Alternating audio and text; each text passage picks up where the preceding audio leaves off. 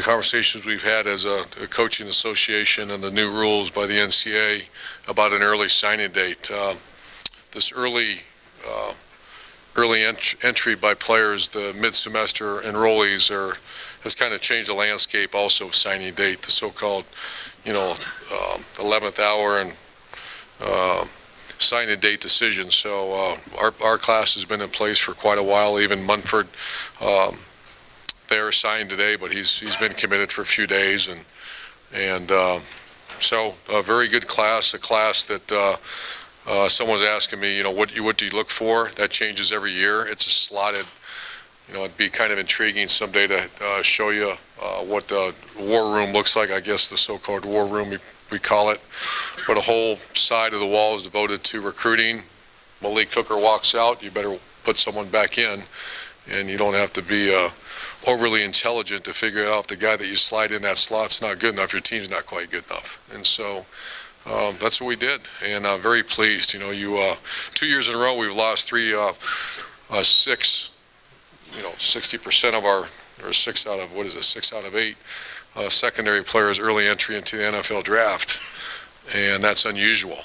That's a matter of fact, I don't recall ever hearing that before, with Tyvis, Von Bell, and Eli leaving the year before, and then this year Malik, Marshawn, and Garyon stepping away from one of the best pass defenses in the country. And then you replaced them with guys that we're really excited about, and they're here. And that's Jeffrey Okudah, Sean Wade, and Marcus Williamson, and they're already here training and working out. So very good young players. You also have Isaiah Pryor that's going to compete at that safety spot as well. So I'm not going to go through each guy. I'll let you ask the questions. But very pleased. One guy I do want to point out is a guy named Sean Wade that committed to us, I believe, on the national championship day. I didn't know him. I know his school very well. And traditionally, players in that area will change schools about 7 times to their commitments, etc. And Randy and Gwen, his mom and dad, we've become extremely close throughout the process. And I can't be more proud that he stuck with his commitment with, a lot of pressure in that part of the country, and to hang in there. The other guy is Wyatt Davis. That I didn't realize until recently that USC's head coach lives in the same neighborhood. I was like, oh my gosh, and I already used up my visit out there, so I made Stud to go out there on Friday and sit from sun up till sundown and make sure no one goes by that house.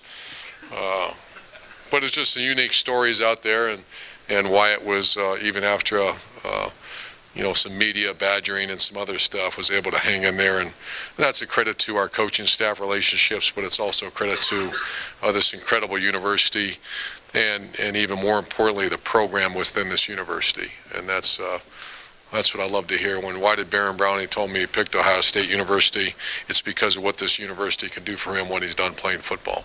And at the end of the day, that's obviously very, very important, something that we take very personal around here. So with that said, I'll answer any questions.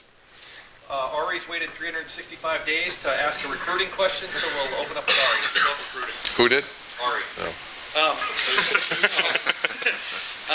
Urban, you guys have recruited at a high level since you've been here, so this isn't new, but this class, I think, generally across the board is viewed as the best class you put together, maybe one of the best in program history. Why now? Why were you guys able to put together your best class? Oh, I think that'd be something to ask our players. The guys assigned, but I'd say, just because I'm an old hat at this now, I'm not the new guy, are your best salesmen, to see Zeke Elliott's father and family, and to see, Josh Perry's mom and dad are, they're around. They speak to players when they're allowed to, and on official visits. And the greatest sales people we have are the people in that locker room and our parents, because everybody's going to have nice facilities, everybody's going to have a big stadium. What makes it, especially, I don't know if it's just a generational thing that's going on right now, but I am so impressed by the young people coming out of high school in these last 2 years. And I hope that's nationally in other sports as well, but we're getting very good students, very good people, and people that are so interested in life after football. And that wasn't the case. A lot of times it's, well, hey, I'm going to the league. I'm going, great, go to the league. But you know what? Someday the league's going to be gone. And that's what So I think those kind of people are naturally attracted to Ohio State, and those kind of people are very much attracted to our program. As a follow-up, you guys have 7 Ohio kids in this class out of 21, maybe 22. 21. It's the lowest number you guys have had. Is that enough, Ohio? No, it's not. It happens enough this year. But no, you want to, 50% is kind of the mark that I've been trying to, and I keep it right in front of me and I stare at it and make sure that we're doing right. The thing that happens in Ohio that we have to, in this early sign-in really bothers you, because Ohio is traditionally a late developing state. You know, when you start talking about the other states, you take away 4 years of, you know, for example, in high school in Texas, you go at noon, there's a football class. And it's shoulder pads, it's a football class. And then you go have lunch, you come back as a coach to evaluate 2 hours later and they have football practice. And that's in March or May, whenever spring football is. You know, my son plays high school football here and he's not doing anything football related until summertime when the teams get ready to go. So as a result, 4 years of that, you get a little bit more of an advanced player at times, and then other times you get the Darren Lee, you get the, you know, the Josh Perry, you get these phenomenal football players that take maybe a little more time to develop. Does that make sense? So what bothers me, and I'm so glad it didn't happen, is an early signing in June would not be good, because we have to see some of these guys play and perform their senior year. As you get more national, you're taking players that are, you know, 5-star, no doubter type of kids, and you have less room, obviously, for. That's right, and I'm not. Do we like that? No, we don't like that. You know, I wish I could save, and I'm glad it worked out with Thayer. You know, and we had another spot saved if we wanted to go after an Ohio guy, and it just didn't materialize. But I'm on purpose keeping those spots because there's going to be someone show up, and happens. Darren Lee's the easy one to recognize. The Tyvis Powell, the Darren Lee. Who did we sign this year? You know, Jalen Harris. You know, he was a guy that we just kept watching and watching and watching, and he kept developing. So it's an interesting dilemma that we deal with every year. Front row, Dave.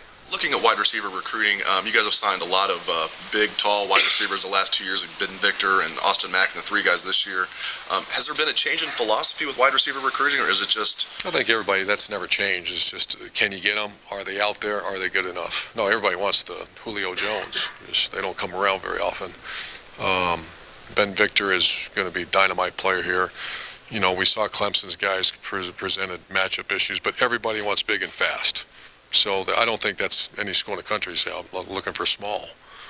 You know, this is the best quality player that's available. I want to ask you about the Kevin Wilson hiring. As soon as he resigned from Indiana, did kind of an antenna go up like this could be a good fit here at Ohio State with Kevin Wilson? Yeah. I've thought about that before, you know, and you know, I didn't know what Indiana, because I thought they'd done a phenomenal job there. We didn't want to play them every year. I know that. And so I've known Coach Wilson since, you know, Northwestern days. And just got great respect on our staff with it. Really, the United States of America does as far as a football coach. So, Second row middle, Ryan. You spoke about this a little in your opening statement, talking about Sean, but you had a bunch of guys actually that committed in 2015 that were, you know, anywhere from like a year to 18 months before this signing day. What was the challenge with keeping some of those guys committed for that long? And if you ever had a class where so many of the guys were people who've been committed for at least a year? I didn't really research that. I will. That's unusual to hang on to him that long. Not so much if it's a Josh Myers, because he's got Ohio ties. What's that? A lot of them were out-of-state guys too. Yeah, the in-state guys, it's not uncommon to be able to hang on to them. But a kid from Florida, that's, especially where he's from, I mean, that's tough. So it's almost like when they commit to me, I put a 30% on. Is that actually going to happen? So it is. I don't have that in front of me exactly how many, but that is unusual to be able to hang on to an out-of-state guy for over a year, because people just wear him out. Second row left, Jeremy. The Texas, let me just say this too, the Texas kids are hung in there because there were some new hires in that part of the country, and they went after him now. And to be able to hang in there and get him here, I'm glad we got him here in January. Speaking of Texas kids, Elijah Gardner's a new name that kind of popped up in the last few weeks. How do you guys go about finding players like that, very kind of under the radar? Well, that's another late developer, and that's a guy that after I really studied him and our staff really studied him and got to meet him, spend time with him, look what he's going to be like. That's a project type body, but big and fast. Is kind of, if you miss on a player, it makes you miss fast and miss big. And they usually turn into something. But once you get to know him and his family and find out he's a tough guy, I'm very impressed with him. So what happens is you lose a couple guys to the NFL draft, maybe have a decommitment, maybe have a guy that's going to transfer, you maybe have some stuff going on, and you put the APB out. And it's just, we have a recruiting staff that keeps a file of players available for us, because you can't watch 60 receivers until all of a sudden something, because we're getting ready to play bowl games and all this, boom, we start hearing there's transition, maybe the NFL, and we have a staff put together, and they said, okay, here's the top 10 guys. We go evaluate them, I get on a plane, we go see them, and that's what happens, and it's fast. How long is that for the average person? They hear the name the first time 3 weeks ago, but how long have you guys been seeing a kid like Elijah? We have not him. You know, he came out of he came out of our staff finding him. There's other ones that we were in touch with pretty much throughout the whole year, but we felt he was better after you got to know him. Front row, Bill? About Thayer Munford, what was it that you needed to see before you were willing to involve him? There's an interesting story. I think you guys will really enjoy it. I had Gene Smith meet with him as well. He was at Princeton, and then he went to LaSalle, became very close with Nate, his wife Rebecca, and then they won the state championship LaSalle sophomore year. He leaves and goes to Massillon, and he grew very close with the family. He went through some just personal issues, and then they moved him to, they took custodialship of Thayer in Massillon. They deemed him ineligible for a good portion of the season. Greg Studrawa had him 3 or 4 times at camp. Was knee deep. The line coach in Massillon actually was my center at Bowling Green, and played for Stud. So there is deep ties there, and Stud was the one. You know, he would not let that die. He would not. He kept going. I want this guy. I want this guy. We're not going to have room. We got room. And then I went down watching him play basketball. We had him come up here twice. I think twice. I think might have 3 times, and he checked off all the boxes, and we went after him. One question more about Kevin Wilson. When Tom Herman was here, you said this is not going to be Tom Herman's offense, it's going to be our offense with incorporating things that he does. What do you expect Kevin Wilson to do to enhance this offense? And also, what did you do in terms of vetting him after what happened at Indiana? Well, the first part, that was immediate. I went to Gene Smith, and Gene Smith talked to Dr. Drake, because there's, like anything, there's stories that get thrown out there. I talked to Kevin myself at great length. I talked to others who knew him and were there. Gene Smith did as well. I already knew, just because I knew the guy, but I wanted to hear what goes on, and whether it's a disgruntled player, whether it's a issue with a trainer, whether it's an issue with and I just needed to find out, and so did my bosses. And so it was rather quick, and it came back, everything was good. There were some misunderstandings, philosophical differences, which I understand that. I wanted to know what they were, and we proceeded. Second part of that question was what? What will he do to enhance the offense? What are you looking for him to control? Throw the ball better.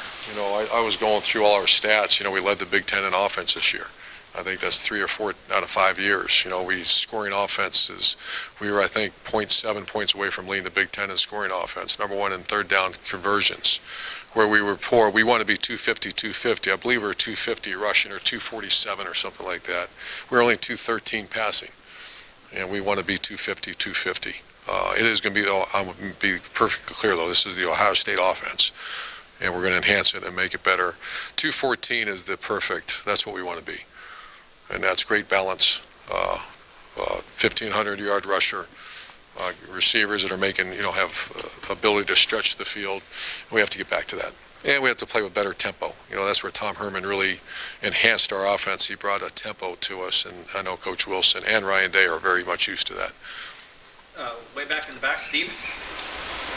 Hey, Coach, along the same lines about the offense, just we haven't had a chance really to talk to you since the bowl game. Just what has the past 4 weeks been like within this facility? Probably some uneasy discussion about how that playoff game unfolded and just direction going forward. Sounds like the guys are back working at it, and has that given everybody a clear vision of what's right and what's wrong? Yeah, I'd put the the season was unfortunately ended like that, because that's not, I believe we were a year ahead of schedule. I did not envision that at the beginning of the season. I thought it was going to be a knockdown, drag out, and then we started off really hot going to Norman, Oklahoma, and guys were starting to grow up. But we did not play well, obviously. That's an understatement in the final game. Believe it or not, and that's for me, that left this facility rather quickly. We went out, dove into recruiting, finished off one of the best classes in history, and the team's at it and going at it, and with the intent that will never happen again. We also understand it's college football, and you're dealing with young people, and so there's going to be some changes that are made throughout, including just minor changes where I think it's time to refresh a little bit the program, and from minor things about where we do stretch, where we practice, switch the fields, switch lockers, doing all kinds, just changing up some things. I'm going to change the coaches' offices all around. It just kind of, I can't remember the law. There's a business where you change equates to 15% increase in production. And so that's the whole thing we're going to do this year, just kind of change things up a little bit. Tony, third row.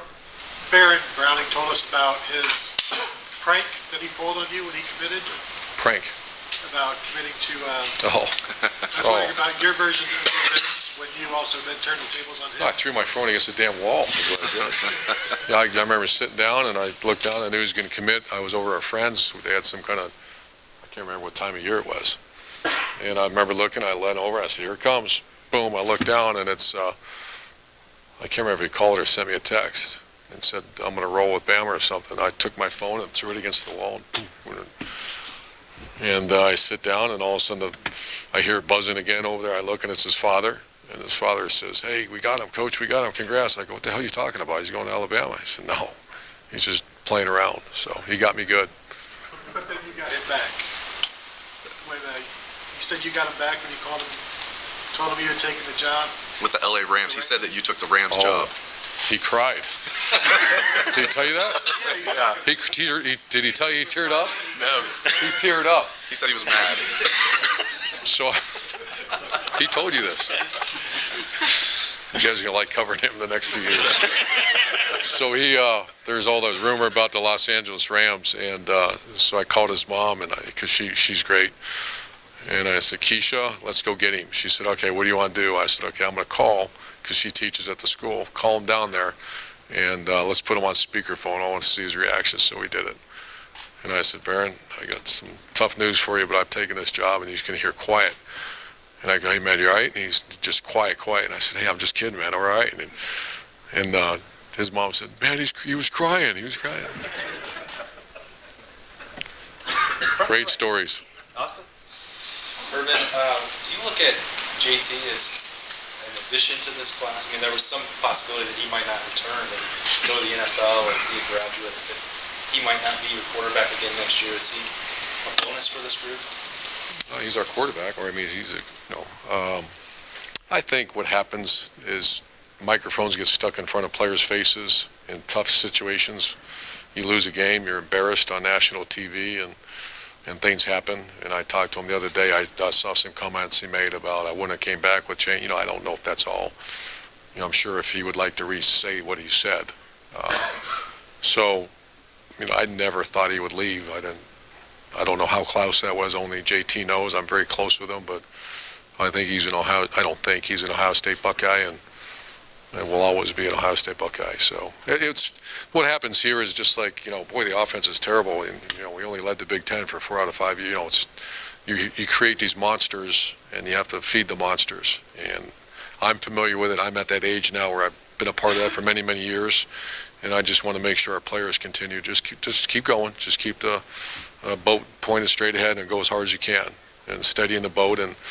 And I think when you see a guy like JT who wants this so bad, wanted it so bad, we were there at the doorstep again, and that's a challenge for him. He's not done that yet.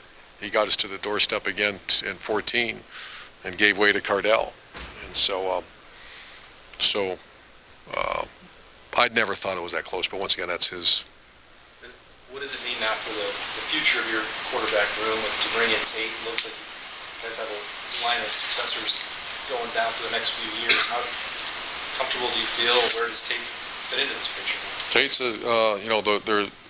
we are a very evaluation-friendly business as a coach and as a quarterback. Some people measure it by throwing yards, or same thing with a coach. Some people measure their success. However, we measure it very simply. How do you win? And Tate's a winner. J.T. Barrett's a winner. Braxton Miller was a winner. Obviously, Cardell Jones was a winner. So those guys have, I can hear about the shortcomings. Tim Tebow was a phenomenal winner. So those guys, the way we evaluate quarterbacks, I understand a lot different than others. He's a winner. So obviously that's where he fits. He's a winner. He brings from a winning program, a winning sense of the way he is, personality. You see him the way he walks around here. So that's what he brings to us. Far left, Bill Landis. Urban, you said that everyone wants that big body Julio Jones type of receiver, but for a couple classes it seemed like you guys didn't really bring in anybody like that, or it was rare. It was mostly smaller, still fast guys, but not that big body type. Not by purpose. Okay, I guess that's what I would ask. So is this a shift now to not only that body type, but maybe also guys who are more quote-unquote ready-made receivers who have been playing that position for a while, aren't necessarily guys who are making position switches from something else to receivers? I don't know that. I know we go out and try to use the top 15 receivers in America, and you don't say, but they have to be 6'3", because that also limits your pool. And also, of the top tall receivers in the country, 6 are from California, 1 from Arizona, and 2 from Texas. That's not in our backyard. It happens to Jalen Harris. We had one in Cleveland, Ohio. Trayvon Grimes, and that's kind of our school now, or one of our schools that we have a very close relationship with, and it just worked out very well. The young man in Texas was just simply, our staff found him. We loved him when we met him. We watched him. So it wasn't, it's not a philosophical shift. I think that's what people are asking. Not at all. Next year we're going to go try to find the biggest, fastest receiver we can and hope we can get involved with them. Unfortunately, even next year, they're not real close to here. And there have been a few guys who have announced they're transferring from the program. Are there any other players who... Who's announced? I'm not even aware. Kyle Trout and Evan Lyle. Evan Lyle's a graduate transfer. I believe he's going to Duke. Who was the other one? Kyle Trout's going to Cincinnati. Kyle Trout, yeah. And then... Torrance was the other one, yeah, but Torrance. I didn't know if there was anyone else who has either made that decision or possibly might be a medical situation you guys can announce on. Let me get through today. I just don't want to misspeak. I've been traveling and everything. From the right, Tim. Yeah, Urban, as you look at this group of guys you just signed, a guy that jumps out at me, and you mentioned a while ago, is Wyatt Davis. Do you see, much like Michael Jordan, do you see he or Josh Myers, do you see them competing Yes. for a spot immediately? Yeah, Josh Myers competing already. Yeah, and why? What stands out about those two guys? They're both from excellent programs. They're both very disciplined, mature people. Man, they're blessed. They're big. They're not usually guys that big aren't fat big. These guys aren't fat big. These are big. But Josh Myers is absolutely killing it in the weight room right now. He's going to be in the mix. Wyatt Davis, I went out watching him practice. Obviously, he's a great story how we got him. Wonderful high school program, one of the best programs in America. I don't want to say he's ready-made because that's not fair for him, but that's how much respect we have for Bosco football program. When you look at this group, this is the sixth team you've signed since I've been covering you here at Ohio State. This group, you seem very excited about this group in particular. Where do you see immediate help coming from this Defensive group? backfield. Defensive backfield. Yeah, I see those guys. We targeted, very rarely do you target and you get. And Kerry Combs and Greg Schiano and us, we target those guys from day one. And we got the 3 primary guys. Kendall Sheffield's another guy that doesn't get much, but you talk about a guy he's competed already at the high level. You're talking about elite track times, 13.42 in the 110s, which that's damn near world class. Comes from a really good family, real clean guy. I went down to Blinn Junior College and spent time there, and he's very professional about his approach.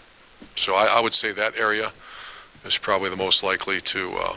I think linebacker too. I think Werner and Baron Browning are 2 that we targeted early on. One was committed to another program, but we just kept hanging in there. Because Luke Fickell loved him, and so did I. We loved him. And then the tide started to change a little bit. We got him, and Baron Browning you heard the story. That was a free-for-all to get him. Last thing, Will you ever have a year like this again in the state of Texas, do you think? I mean, I hope. you talk on that a lot. I know. I mean, because when you talk to guys down there, they're saying, well, now like I was talking with Tate Martell, I know you've always considered you guys to be a national name, but this class seems to cement that when you look at Chase Young from Maryland and Wyatt Davis from California. Trayvon Grimes. And Trayvon Grimes from Florida. I mean, all corners of the, almost of the, do you feel like more than ever this is a national program? I mean, in that respect that you can knock on any door. Yeah, I think our success kind of has helped that. You know, there's Zeke Elliott and the NFL draft. There's a variety of things that kids look for. I think our Real Life Wednesday program that we do for people, that's caught in the eye of many people. First of all, Ohio State's a national brand and will always be and always has been. But I think the success we've had recently and the exposure that this program's had for the right reasons has really been, beneficial. And the one area, too, that they see that these kids not only leave this program and go to the NFL, they start. We have Rookie of the Year. We have Mike Thomas goes in and he's dominant Pro Bowl, I think. And I lose track of him. I'm watching Pro Bowl. A Buckeye carries the ball, a Buckeye's blocking for him, and a Buckeye tackles him. It's a lot of good stuff out You there. don't push that big time, though, when you talk to these guys. You think? Or do you? By the way, you've been to Kent, Texas. I was, before a week ago, no. What'd you Not think? sure I'm going to go back either. No. Great people, and I was only there for an hour, but the high school coach, and I'm just kidding, I'd be glad to go back. You have another one of those, we'll go back. I know, this is just a continuation of my first question, but I do want to say this, though. I was talking with his coach. Is this conversation, or are you asking a question? Yeah, but everybody thinks y'all just got on him 4 days ago, a week ago, and he said, actually, Ohio State people were in touch with me a month and a half, 2 months ago. Is that a compliment to Pantoni and his staff Yeah. with the thoroughness? Yeah, they're ridiculous. That staff has gone from a one person that runs the recruiting to we have a massive staff now. And also Zach Schwartz and Sammy Silverman and our boy Kenton. I heard he was on the picture of him. And where's Austin? I think you did it, right? You must be bored, if that's what you're doing stories on. I love him, though. He's great. So our staff, I think I'd like to think we have the best staff in America, and if not, we're going to have the best staff in that area.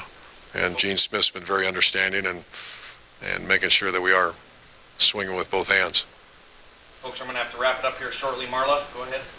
With 15 guys leaving early for the NFL draft in the last 2 classes, does that put more pressure to find guys who can play immediately, or does it change anything about? I don't want to say it's awful, but it's tough. I mean, it's you just the minute you think. Imagine what that team would have looked like last year with those 9 guys back. But that's the way it is. And we are. I guess we are now of the mindset that will happen. Prepare for it to happen. Recruit guys are ready-made as much as you can, but also there's a lot of pressure on Coach Mick and them to get them ready. We start spring practice in a month. Get them ready, because they're all going to be playing. And I say that every year, and people say, well, you redshirt some guys. I don't want to redshirt anyone. I hope we do not. This is I really deep down, I feel that this is going to be an exceptional class with a bunch of them playing, because they're showing it right now. Rob? You've got Greg, Kevin, and Bill on your staff, close friends, right? Have you always been comfortable? I thought you used to be uncomfortable really hiring buddies, for lack of a better term. What has changed about that? Is it just a comfort level, or where are you? Well, a lot of my peoples are gone. They're head coaches, and they moved on their belt, and I'm very uncomfortable hiring people I don't know. I, on purpose, tried to stay away from that, to answer your question. Greg was probably the first one, that was really close. I wouldn't put Kevin in that category. We are friends, but nothing like compared to Billy and Greg. So, yeah, I've tried to stay away from them, but they're the best guys out there, and I have a job, and that's hire the best guys I can for this university, and they fit that bill. Why did you stay away from it again? I don't know, just advice I've taken over the years, and I really didn't have to go there because I had plenty of other guys to choose from, but the guys that I kind of had that pool, the pool's kind of dried up, so out searching. I'm sorry, folks, this has got to be the last set of questions here. Doug, go ahead. Urban, on the offensive coaching changes, it seems like the way things went down things were in the works before the Clemson loss. Is that true? And in the end, did you let Tim and Ed go, or what transpired there? No, they wanted to pursue other opportunities. It was good conversation. It was amicable, and there was no one fired. There was no one that you had to leave. There was going to be some changes made. I wasn't quite sure what they were. But to say that all took place before the Clemson game, that's not correct. There was some conversation before the Clemson game, but our focus was do the very best, go win that game, and then afterwards let's have conversation. That's what happened. But there was no dismissal or anything like that. Guys just pursued other opportunities and moved on. I mean, Ed goes from play caller, co-coordinator at Ohio State to not a coordinator at Minnesota. That's not a sideways move. That's a move down. Well, I don't look at it that way. And once again, that's up. I don't want to speak for Ed. That'd be something that maybe you can visit with him about. But I know one thing, that he did a hell of a job here at Ohio State. And with all the things you've said over the years about, obviously, this is the Ohio State offense, no matter who the coordinator is. You obviously had great success the last 2 years. But if this offense maybe wasn't quite what you wanted it to be, it's still your offense, and you're still an offensive expert. Was there anything you could have or should have done to maybe get more of a handle on it if it turned out that you guys didn't throw it this year as well as you wanted it to? That's what these next 2 months are all about. For me to answer that, I've been in, what's it called, Kemp, Texas? I've been in Kemp, Texas. I haven't been doing this, but that's all going to take place. I did, starting 3 days ago, I started a complete statistic evaluation about, I didn't realize that we rushed for more yards than any other school in the country the last 5 years. And I'm getting all these things we did well, and then the same thing, what we didn't do well. And what you're finding out, productivity in the passing game has really hurt us. And we need to be more productive. Now, what does that mean? I hear the term receivers must separate. Exactly. Quarterbacks must be more accurate. Exactly. And the offensive line must do. We gave up 25 sacks this year. That's not acceptable. So those are all things that we're going to really focus in on. Just the way you coach and everything you have to do, can you be more hands-on at all with the offense, or do you have to just have the coordinators and position coaches in there? No, I can't be more. Those are great questions. Those are, I want to be the head coach. I want to run special teams. I want to be the game manager and the motivator. I'm very involved in the offense, but I try to hire the best possible guys I can to coordinate, because coordinating the offense isn't calling a play. That's the misunderstanding. The coordinating the offense is the practice, the motivation, inspiration of the staff in that room right there. Those are all titles of the coordinator, not so-called that who called the reverse. No, that really has no bearing on the coordinator. Does that make sense? And that's right. I think on the defense side of the ball, we really struggled 4 years ago, right, or whenever that was, and fire this guy, get rid of this guy, do this, do this. We made it work, and it wasn't necessarily the defense called. It was the whole package that performed the last 3 years at a very, very high level. Obviously great players, but I loved what was done in that room. Coach, thank you. Thanks, guys. Folks, we have Mark Pantoni coming up here. Hey, Urban, are you guys done? Urban, are you guys done?